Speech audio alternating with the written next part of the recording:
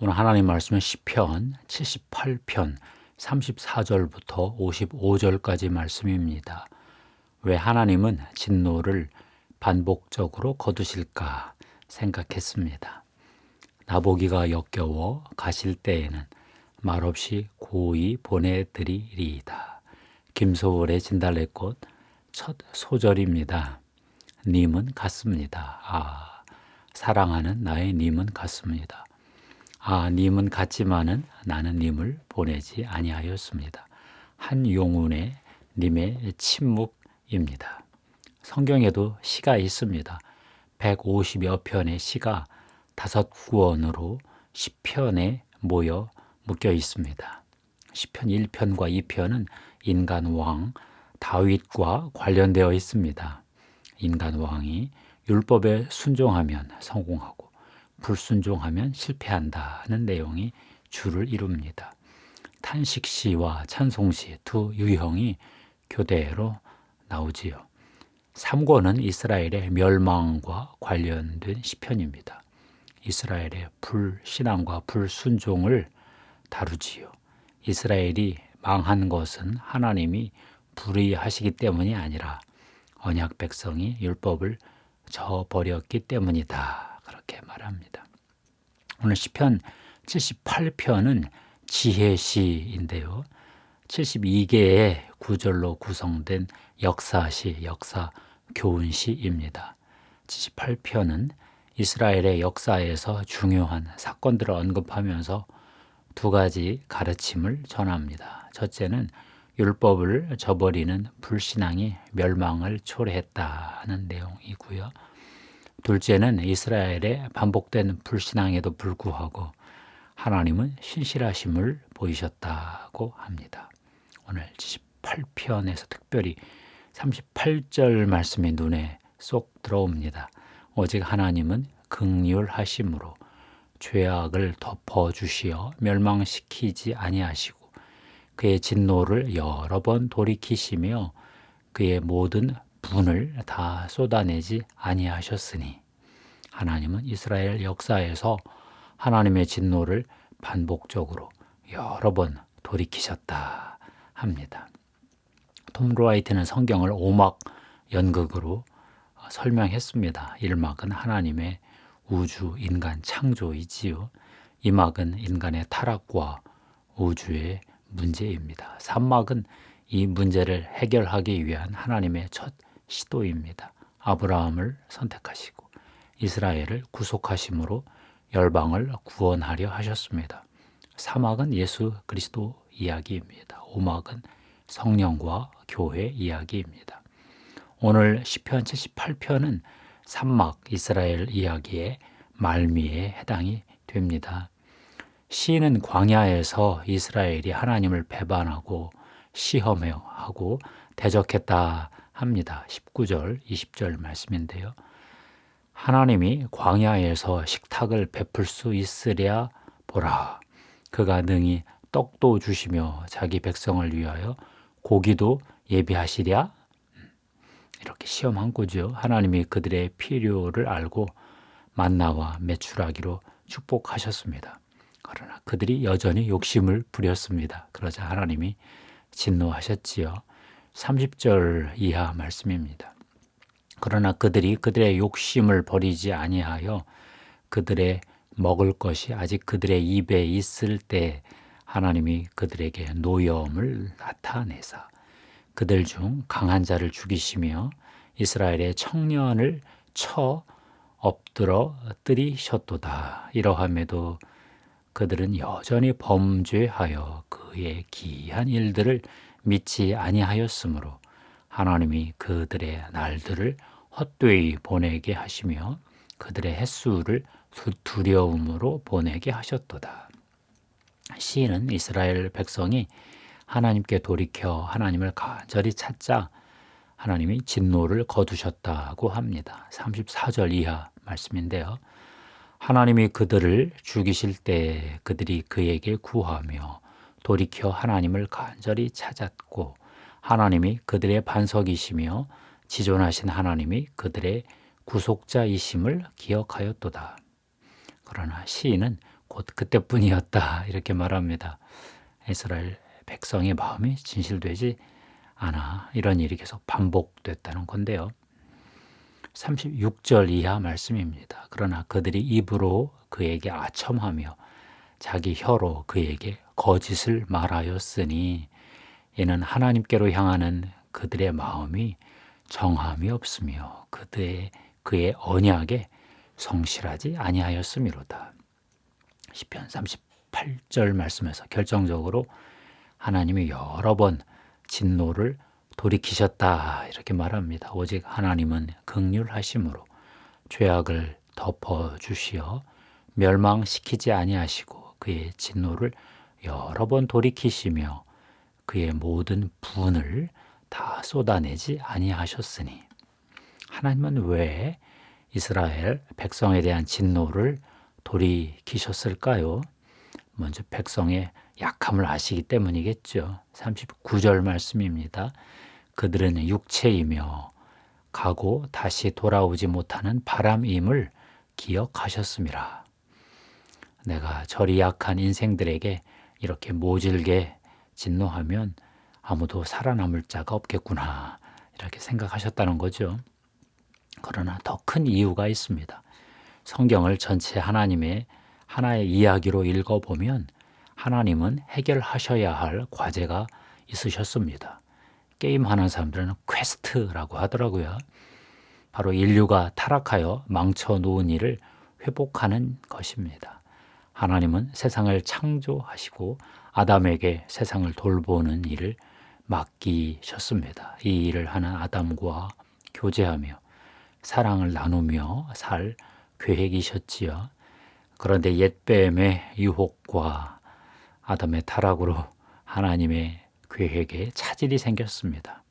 하나님은 이 문제를 해결하셔야 했습니다. 전능자에게 불가능한 일이 있겠습니까? 하나님은 타락한 열방을 구원하기 위해 한 사람을 선택하셨습니다. 성경 산막의 이야기의 시작입니다. 아브라함이 언약대로 행하면 온 세상이 복을 받을 것입니다. 그의 언약에 신실하지 못하면 그가 그 자손들에게 저주를 내리실 것입니다. 출애굽 후에 모세를 통해 이스라엘 백성을 구속하시고 또 토라를 주셨지요. 토라에 명시된 하나님의 명령을 지키면 그들은 세상의 빛으로 드러날 것입니다. 빛날 것입니다. 그러지 못하면 저주를 받고 포로로 끌려갈 것입니다. 결국 아브라함의 자손은 나쁜 길을 선택했습니다. 그들이 율법의 빛을 세상에 드러내야 했는데 그러지 못했습니다. 가나안의 우상 신들을 하나님과 함께 섬겼습니다. 그들은 열방 가운데 하나님의 율법을 실현하는 보여주는 삶에 실패했습니다. 이제 하나님은 어찌해야 하나요? 다 때려치워야 할까요? 하나님은 그러지 않으셨습니다. 이스라엘의 죄에 대해 진노하셨지만 진노를 계속 반복하실 수는 없었습니다. 계속 돌이키셨습니다. 한두 번이 아닙니다. 반복적으로 거두어 들이셨습니다. 계속 이렇게 하셔야 하나요? 하나님은 최종 해결책을 준비하셨습니다. 이를 위해 하나님은 끝모를 영원한 고통을 당하셨지요. 하나님의 아들 예수 그리스도가 십자가에서 고통을 당하실 때 같이 그 고통에 참여하시면서 하나님의 미션 과제를 이루어 나가셨습니다. 성경 사막의 이야기이지요. 팀 켈러는 간절히 바라고 누리는 관계가 단절될 때 큰 고통이 있다 이렇게 말했습니다. 그의 말을 들어봅시다. 가볍게 알고 지내는 이가 외면하면 고통스럽다. 데이트하는 상대로부터 외면당하면 더 힘들다. 배우자가 외면하면 더 어렵다.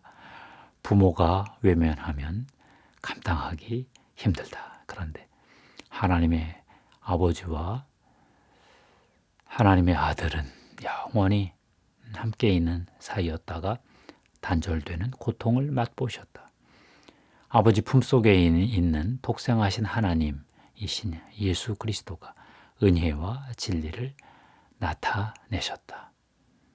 하나님의 품속에 있던 독생자가 아버지와 관계가 단절되셨다.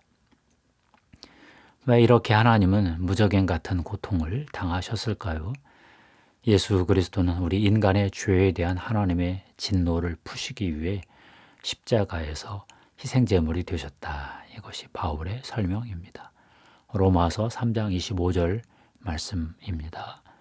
이 예수를 하나님이 그의 피로써 믿음으로 말미암는 화목제물, 속죄 제물로 세우셨으니 이는 하나님께서 길이 참으시는 중에 전에 지은 죄를 간과하심으로 자기의 의로우심을 나타내려 하심이니라.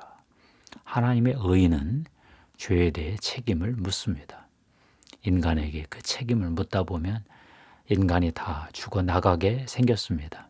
그래서 하나님이 하나님의 아들 예수 그리스도에게 책임을 묻기로 하고 예수 그리스도도 그 책임을 담당하기로 하셨습니다.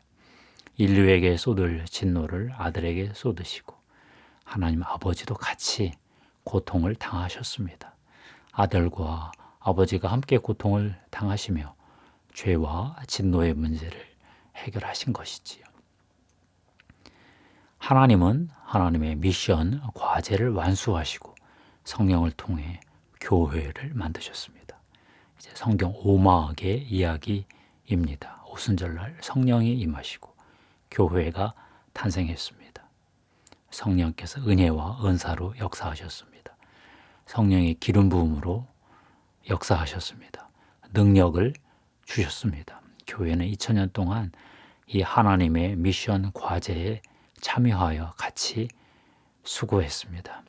교회가 극동에 있는 한반도에도 예수 그리스도의 천국 복음을 전해 주었습니다. 교회는 예수 그리스도 안에서 이루어진 하나님의 새 창조가 완성될 종말을 위해 일하며 그 종말의 날을 기다리고 있습니다. 성경 이야기는 어떻게 끝날까요? 로마서 8장은 피조물이 썩어짐으로부터 자유롭게 될 것이다 말합니다. 로마서 8장뿐만 아니라 고린도전서 15장은 사망이 극복될 것이다 했습니다. 요한계시록 21장, 22장은 땅이 새로워질 것이다. 그 가운데 하늘의 예루살렘 성이 내려올 것이다 했습니다. 우리가 살고 있는 이 세상이 새롭게 되고 마침내 하늘과 땅이 연합된다는 것이지요. 하늘과 땅이 연합되고 나면 더 많은 연극의 막 무대가 이어질 것이라고 전망합니다.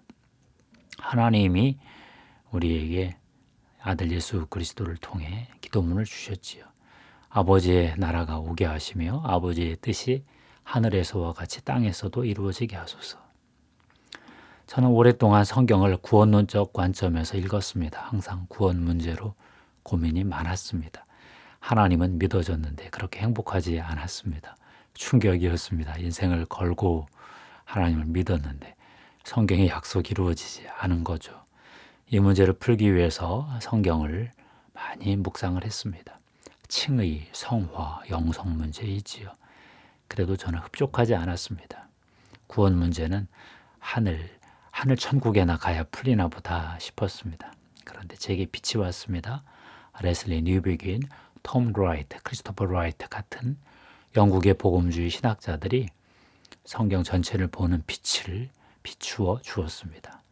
성경 오막 모형은 톰 라이트 모형인데요. 이제 나의 부족한 구원 성취도 하나님의 미션 과제에 참여하기에는 충분하다. 이런 고백이 나옵니다.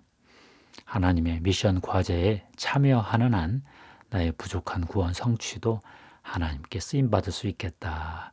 그렇게 기대하고 있습니다. 기도하겠습니다. 하나님 아버지 감사합니다. 이스라엘 백성들이 계속 하나님께 배반하고 시험하고 대적했으나 하나님이 진노하시다가도 완전히 멸절시키지 아니하시고 또 진노를 거두셨습니다.